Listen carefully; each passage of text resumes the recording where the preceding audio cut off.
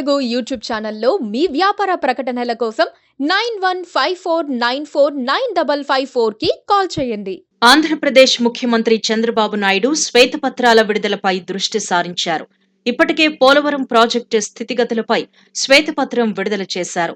జగన్మోహన్ రెడ్డి 5 ఏళ్ల పాలనలో పోలవరం ప్రాజెక్టు అంగుళం కూడా ముందుకు కదల్లేదని ఆరోపించారు. వివిధ ప్రభుత్వ శాఖల్లో గత 5 ఏళ్ల పనితీరుపైన శ్వేతపత్రాలు విడుదల చేస్తారు అని అంటున్నారు. వరుసగా శ్వేతపత్రాలు విడుదల చేయటం చంద్రబాబు నాయుడుకి కొత్త కాదు. శ్వేతపత్రాలు విడుదల చేసి రాష్ట్ర ఆర్థిక పరిస్థితి బాగాలేదని చెప్పి సంక్షేమ పథకాలు, రాయితీలకు చెక్ పెట్టే అవకాశాలు ఉంటాయని ఆర్థిక రంగ నిపుణులు భావిస్తున్నారు. పోలవరంపై శ్వేతపత్రం విడుదల చేసిన తర్వాత గత 5 ఏళ్లలో పోలవరాన్ని భ్రష్టు పట్టించారు అని చంద్రబాబు ఆరోపించారు. రివర్స్ టెండరింగ్ పేరుతో ప్రాజెక్టును నాశనం చేశారని దుయ్యబట్టారు. వాటికి మరమ్మతులు చేసుకుంటూ ప్రాజెక్టు పూర్తి చేయటానికి ఎన్నేళ్లు పడుతుందో నిపుణులు తేల్చి చెప్పాల్సి ఉంటుందన్నారు చంద్రబాబు. దీనికి కొద్ది రోజుల ముందే పోలవరం పూర్తి చేయాలంటే అన్నీ సజావుగా సాగితేనే కనీసం 4 ఏళ్లు పడుతుందని నిపుణులన్నారు అని చంద్రబాబు చెప్పారు. ఈ లెక్కన 2029 లోపు పోలవరం ప్రాజెక్టు పూర్తయ్యే పరిస్థితులు లేవని ప్రజల దృష్టికి తీసుకువెళ్లాలి అన్నది చంద్రబాబు ఆలోచనగా చెబుతున్నారు. తద్వారా పోలవరం ప్రాజెక్టు ఎప్పుడు పూర్తవుతుందని ప్రభుత్వంపై ఎవరూ ఒత్తిడి చేసే అవకాశం లేకుండా జాగ్రత్త పడ్డారు అని వారు అభిప్రాయపడుతున్నారు.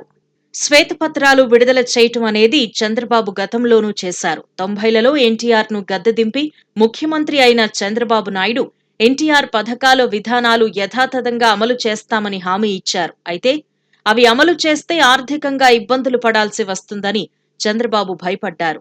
హామీల అమలును నిలిపివేయాలంటే ఏం చేయాలా అని ఆలోచించిన చంద్రబాబు ఒక వ్యూహం పన్నారు. అదే శ్వేతపత్రాల విడుదల ద్వారా రాష్ట్ర ఆర్థిక పరిస్థితి అధ్వాన్నంగా ఉందని ప్రజలకు వివరించటం, ఆ బూచిని చూపించి సంక్షేమ పథకాలు ఎత్తివేయడం ఈజీ అవుతుందన్నది బాబు ఆలోచన. అది అప్పట్లో విజయవంతమైంది. అప్పట్లో ఎన్టీఆర్ మద్య నిషేధం హామీతో అధికారంలోకొచ్చారు. ఇచ్చిన మాట ప్రకారం నిషేధం విధించారు.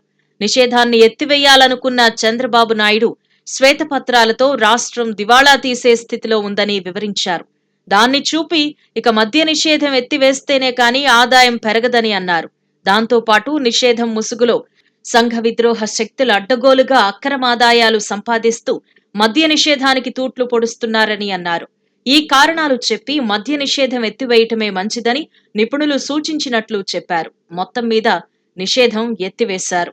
మద్య నిషేధం ఎత్తివేయడంతో పాటు ఎన్టీఆర్ మానసపుత్రిక లాంటి ₹2 కిలో బియ్యం పథకాన్ని కూడా ఎత్తివేశారు చంద్రబాబు నాయుడు. అలాగే రైతులకు నీటి తీరువా కూడా ఎత్తివేశారు. ఇలా ఎన్టీఆర్ హయాంలో అమల్లో ఉన్న పలు సంక్షేమ పథకాలను చంద్రబాబు రద్దు చేసి ప్రభుత్వ ఖజానాపై భారం తగ్గించుకున్నారు. అదే వ్యూహాన్ని ఇప్పుడు కూడా రిపీట్ చేస్తున్నట్లుందని విశ్లేషకులు భావిస్తున్నారు. ఈ ఎన్నికల్లో చంద్రబాబు నాయుడు ఇచ్చిన హామీలు అమలు చేయాలి అంటే ₹150,000 మేరకు ఏటా ఖర్చు చేయాల్సి ఉంటుందని అంచనా.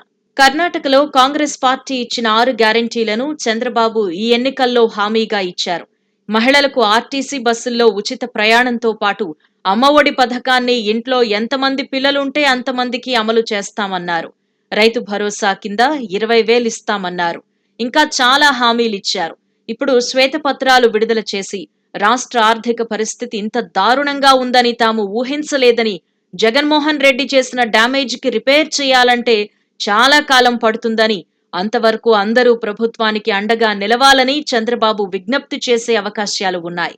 హామీలు ఎగ్గొట్టారన్న అపప్రథ నుండి ఇలా తప్పించుకోవచ్చునన్నది బాబు చాణక్యంగా భావిస్తున్నారు.